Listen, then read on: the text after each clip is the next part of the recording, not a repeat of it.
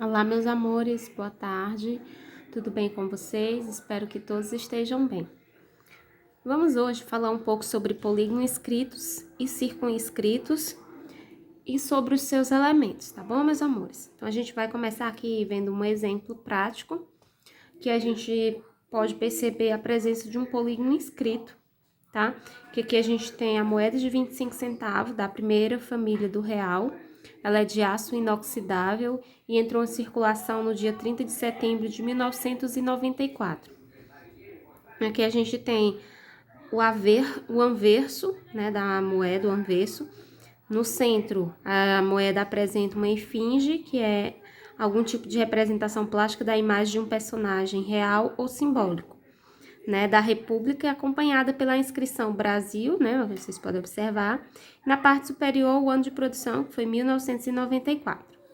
Já aqui nessa outra, a gente pode ver a parte reversa, né, reverso, onde a gente tem linhas curvas no fundo, tá, que destacam o valor correspondente a 25 centavos. Inscrito aqui, nós temos centavos, ok? Como vocês podem observar, a moeda, ela é um círculo, né? Ela forma aqui uma circunferência. E aqui dentro a gente já pode observar a presença de um polígono, né? Ó. Polígono de 7 lados, que é o polígono, um polígono regular, né? Que é o heptágono, tá? Possui 7 lados. Então, a gente vai ver agora a representação aqui, ó. Representando a borda do reverso dessa moeda, por um desenho, podemos destacar um heptágono regular e uma circunferência. Então, a gente tem a circunferência. Dentro da circunferência, a gente tem esse polígono de 7 lados, que é um heptágono regular, tá? Então, agora a gente vai ver algumas propriedades, né? Uma das propriedades dos polígonos regular é a de que sempre é possível traçar uma circunferência, passando por todos os seus vértices. Então, se eu tenho um polígono regular, uma das propriedades dos polígonos regulares, né, é que eu posso traçar sempre uma circunferência, e essa circunferência ela vai passar por todos os vértices do polígono regular, seja um pentágono, seja um heptágono, seja um hexágono, ok? Qualquer polígono regular, a circunferência pode ser traçada pegando todos os vértices desse polígono, ok? Nesse caso aqui, em que a gente tem um polígono regular e eu posso traçar uma circunferência passando por todos os seus vértices, eu digo que eu tenho um polígono inscrito na circunferência, ok?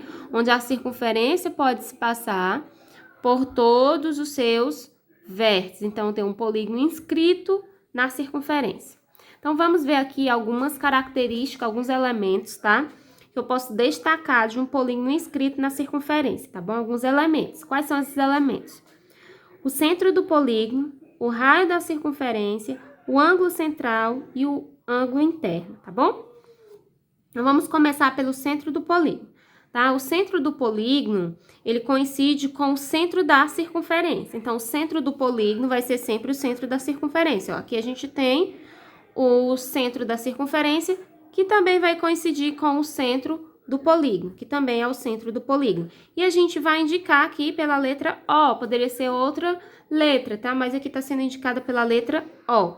Então, sempre o centro do polígono vai coincidir com o centro da circunferência. Vamos ver agora o raio da circunferência, tá? Segmento de reta que liga o centro da circunferência ao vértice do polígono. Então, o raio da circunferência vai ser sempre o segmento de reta que liga, né, um vértice da circunferência ao centro do polígono. Então, aqui a gente tem o raio OD, o raio OE, o raio OA, o raio OB e o raio OC, tá? Então, a gente tem todos esses raios aqui, né, ó. Todos são raios, saem da origem da circunferência e da origem também, né, do centro também do polígono, para um vértice pertencente, né, que está sobre a circunferência, ok? Então, nós temos esse segmento de reta. Então, todos esses aqui apresentados, eles indicam um raio da circunferência, tá? Vamos agora falar sobre o ângulo central do polígono, tá? O ângulo central do polígono, ele tem vértices no centro da circunferência e seus lados passam por dois vértices consecutivos do polígono. Então, vamos lá. O ângulo central, ó, ele tem vértice no centro, tá, ó, no centro da circunferência ou no centro do polígono, tá? Que ela é comum aos dois, o lado é comum aos dois, e eles passam por dois vértices consecutivos, ó. 1, 2, ok? Formando assim, ó, o ângulo BOC, ok?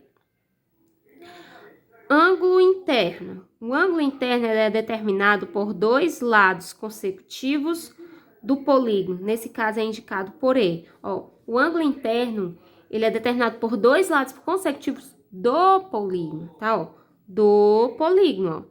Esse é o ângulo interno, ó. Dois lados consecutivos, ó, tá? Ó, do polígono, que é formado pelo ângulo AED, né? Então, forma o ângulo AED, que é o ângulo E aqui representado. Ele é formado por dois lados consecutivos do polígono. Então, ele é chamado de ângulo interno, tá? E aqui nós temos o ângulo central, que é aquele que vai apresentar vértices no centro da circunferência, tá bom? Ok? Então, no centro do polígono, porque o vértice é comum à circunferência e ao polígono, ok? Um polígono inscrito na circunferência é aquele cujos vértices pertencem à circunferência, né? Então, um polígono inscrito, no caso esse aqui, né, ó. Perdão, um polígono inscrito, no caso esse aqui, tá?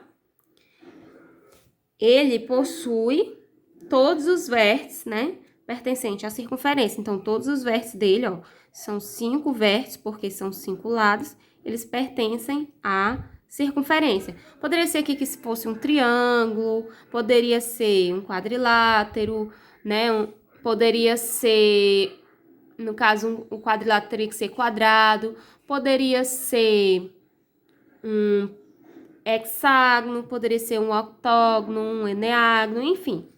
Qualquer polígono, né, regular, que todos os seus vértices pertencessem à circunferência, seria um polígono inscrito na circunferência, tá bom? Uma observação que eu tinha até deixado aqui passar já, né, ó. Como é que eu faço para me determinar o ângulo BOC? Porque se vocês percebem, não deu o valor correspondente a esse ângulo. Como é que eu faço para me determinar? Então, primeiro, o que você vai pensar? Ó, esse ângulo aqui completo, ele equivale a 360 graus.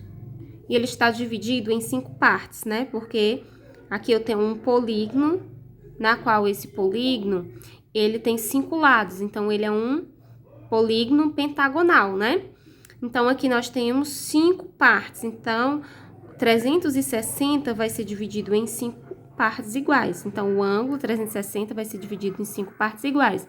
Então, para mim descobrir o ângulo do polígono inscrito na circunferência, basta eu pegar 360 graus e dividir pela quantidade de lados que esse polígono tem. Se o polígono tiver 5 lados, você vai dividir por 5. Se ele tiver, no caso desse que tem 7 lados, se ele tiver 7 lados, você vai dividir por 7. Se ele tiver 4 lados, você vai dividir por 4. Se ele tiver 3 lados, você iria dividir por 3.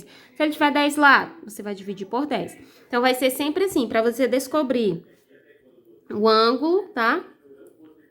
O ângulo central, no caso, do polígono, você vai pegar 360 e dividir pelo número de lados que tem o seu polígono inscrito na circunferência. No caso aqui, ó, dividido por 5, porque ele tem 5 lados, que dá 72 graus. Então, o nosso ângulo central aqui equivale a 72 graus, ok? E no caso aqui, o nosso ângulo interno, ele vai ser a metade, né, ó, do ângulo inscrito. Vai ser a metade, vocês podem observar. Ele vai ser a metade de 72. No caso, né, o nosso ângulo aí.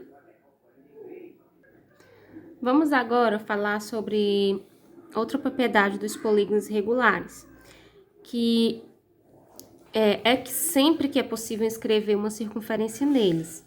Nesse caso, temos um polígono circunscrito na circunferência. Então, vamos lá. A gente tinha um polígono inscrito na circunferência, onde era possível traçar uma circunferência passando por todos os vértices desse polígono. Agora, a gente vai ter um polígono circunscrito, tá?